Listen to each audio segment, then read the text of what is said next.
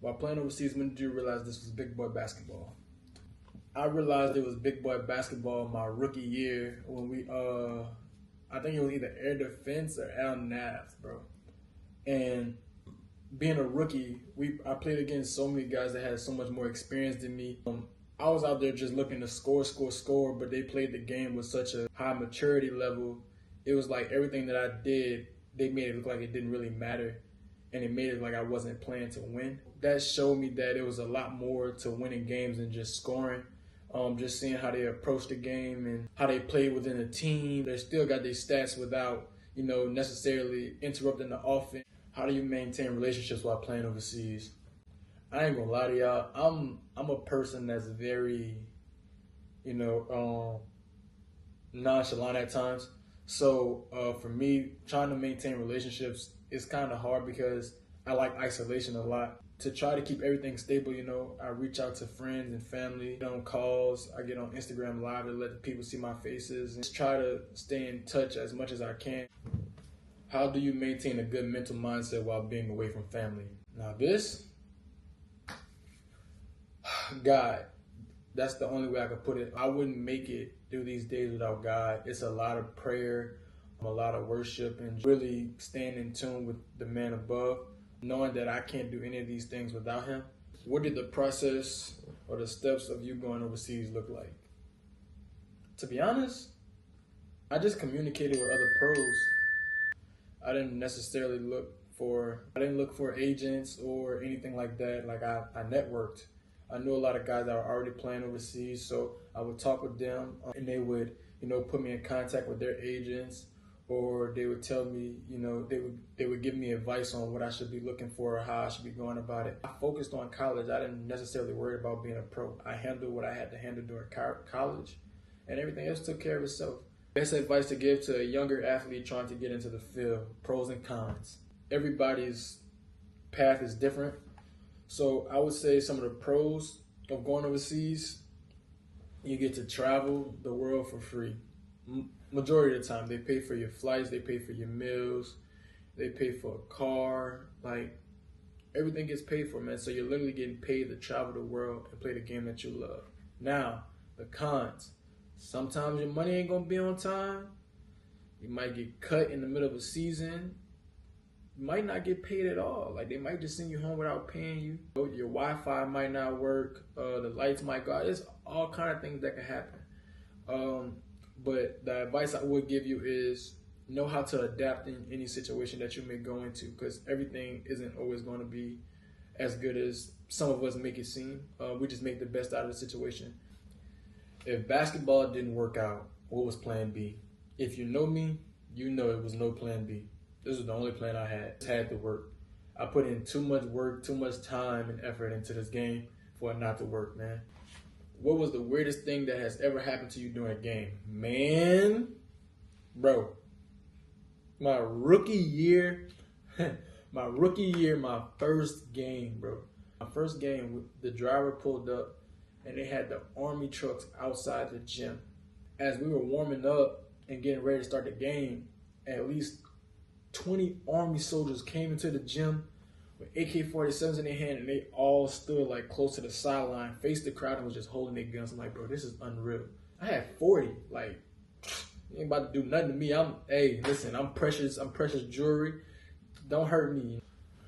What is your motivation? All of my family went to the army. They were all army brats, and my dad used to be like, man, if the basketball don't work out, you can always go to the army. So that motivated me to really get over that hump and show him that I could do something differently, that I don't have to take this path to the army. Not saying it's a bad path, but just showing that I could do things my way and be successful and write my own story. While in season, what is your diet like? A lot of chicken, a lot of pasta, shrimp, fish sometimes, get some beef in there sometimes. I have an occasional fast food day. I make sure I get all my proteins, I take my vitamins, but a lot of pastas. I don't really have a diet, bro. I just told y'all what I like to eat. I need to go see a nutritionist. We're gonna get back to that one another time. What's your off-season weekly workout routine? I'm gonna do a Monday to Sunday for y'all. So on Monday, you're gonna lift at about 8 in the morning. We're gonna go hoop at about 11. We'll have lunch at about 1. We're gonna go back to the gym and shoot at about 3. We're gonna close the day off probably with some yoga. That's a Monday. So I do that Monday, Tuesday, Wednesday, Thursday. I usually take Fridays off, but if I don't take that Friday off, I'll probably just hoop on that Friday. Saturday, definitely just pick up and relaxing. Sunday, I'm going to play in probably the Ricky League or some local league, or if I get a call from one of my homeboys or some guys that I play with overseas, we'll go play in a money tournament or something. How do you facilitate so freely knowing that you can get to your spots and score whenever? I think that's what makes it easy to facilitate. Being so dangerous that you know once you get to the spots you can score, you start to manipulate the game and really like get to your spots. The defender knows you're trying to get to your spots, so they send extra help to try to stop you. But by you creating for others, it allows other guys to get in the groove and hit shots, and once they're hitting shots, they can't necessarily help so much anymore. So that opens up the game for you. And watching film, man, you see your spots, you see like where the help is going to come from, you see how they're going to guard you. So you use all of that to your advantage. Coming from NAIA, what was your approach when you got your first opportunity? Kill everything in sight. Man, I had such a big chip on my shoulder coming from an NAIA school. You know, my agent and players are telling me like, man, you know, it's a lot of NAIA guys don't really make it over here. You know, they always looking for big D1 names and all that. So I was like, shit, anybody that I see that get in front of me, I'm killing them straight up. Like, I feel like I can't be messed with, bro. Like, I don't feel like nobody better than me. What do you do if you have a bad stretch of games overseas, and how do you stay focused? Well, I'm gonna tell you this. Too many bad games, you're going home. Straight like that. But if I'm having a bad stretch, you know, I just go back to trusting the work, man. I get back to my basics. I focus on the little things. Watch film. What have I been doing to prepare for the game throughout the week? How am I sleeping? Like, I pay attention to all those little tedious details, not necessarily how I play the game, but how I approach the game. Because what you do in preparation for game day, it all leads up to how you're going to play that game. What is the best advice you can give to the next young hooper? Keep the main thing, bro. Don't worry about going overseas. If you're in high school, don't worry about going to college, bro. Focus on where you at and live in the moment and enjoy the moment. Because you cannot get none of these moments back, bro. What inspired you to play basketball? A girl put a basketball in my hand and I ran with it. Shout out to her. I was a baseball player at first. When I got the basketball in my hand, I just fell in love with it. Like, the sound of the ball, how I could just get in gaps and create for others.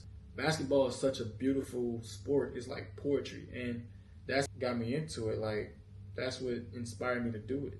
How did you learn to adjust away from home and family for extended periods of time? I ain't gonna lie, I always like to be on my own. So it wasn't really hard. It really was like, yes, get away.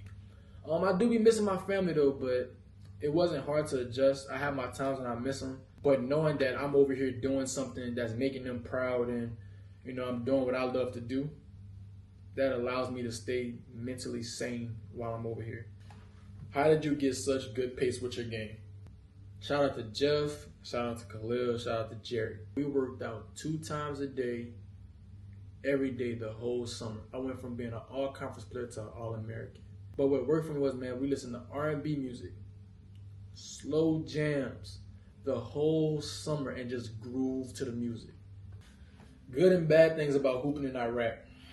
Me personally, I like Iraq. There's good money there, oil money there. They have good people there. The bad thing I'll say about it, the courts are trash, bro. Like, all of them. Even the one in Baghdad, like, all the courts are trash, bro. What keeps you motivated to continue playing overseas? Seeing other people motivated by me doing what I'm doing. Who were your idols growing up? I had one idol growing up, and it was my dad, man. I watched my dad get up every morning and be consistent at everything that he did.